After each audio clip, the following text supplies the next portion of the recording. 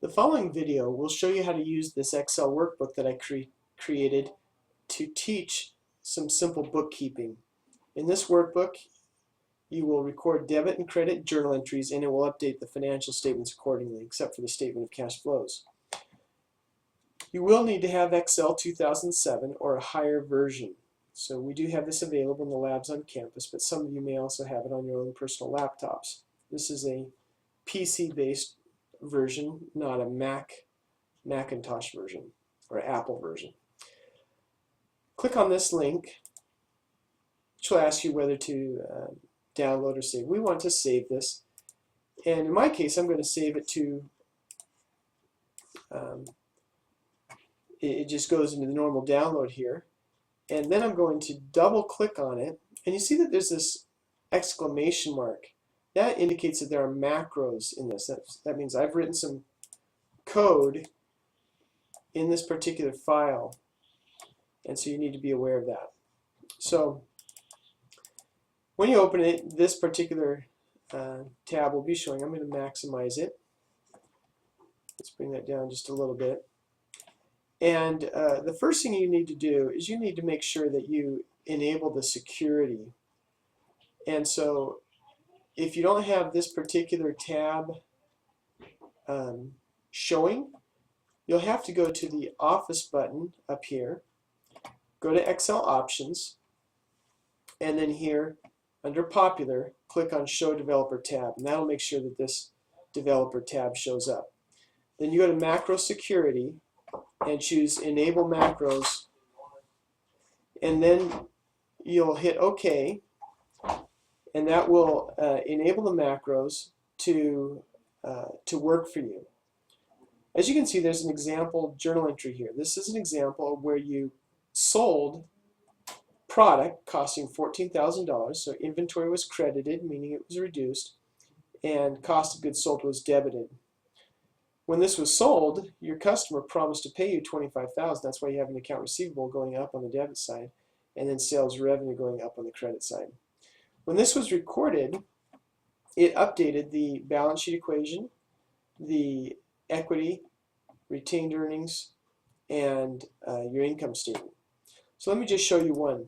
As you can see, there's this drop-down list. This list is just a standard chart of accounts. You know, naturally in some companies you may have more or fewer accounts than what I show here, but these are the ones that I expected you would use. Let's imagine this customer who owed $25,000 actually paid it. So if they did pay it, we received cash. You would debit cash, and you can see that the account number shows up. Often people actually enter the account number and then the name appears, but I'm doing it the other way just because I felt like doing it that way. Now, since I received cash, I'm going to enter $25,000. Now, what I would recommend when you use this particular file is I want you, before you hit enter, to imagine what it will do to the balance sheet, to capital and retained earnings, and to the income statement. Since we're debiting cash, and cash is an asset, that will increase cash.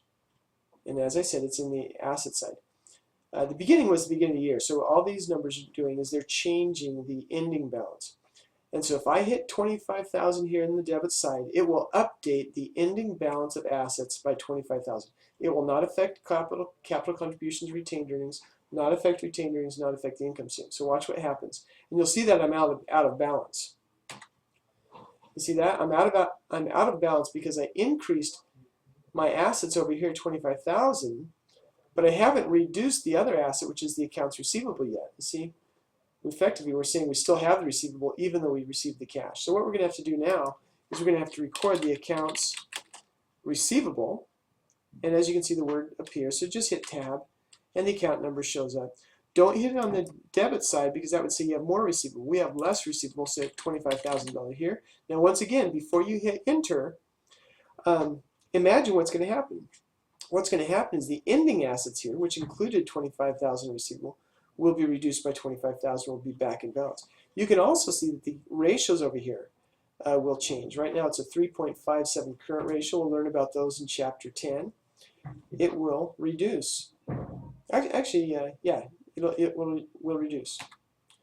So you see that's now reduced. And so the way I've created this is I've tried to create it so that as you record these journal entries, this overall summary of the balance sheet equation, the equity side of the owner's equity here, broken out between capital contributions, retained earnings, and the buildup of retained earnings from the beginning of the year to the end, as well as the income statement, all update. Now, the other nice thing about this is if you go to the income statement, you can see that this also updated. See, there's the sales revenue that came in when we earned it. Statement of retained earnings, the net income is $11,000, as you can see, because we had $25,000 sale less the cost of goods sold, $11,000, which flowed down to net income. And so the retained earnings, the amount of earnings that we retain, went up by $11,000.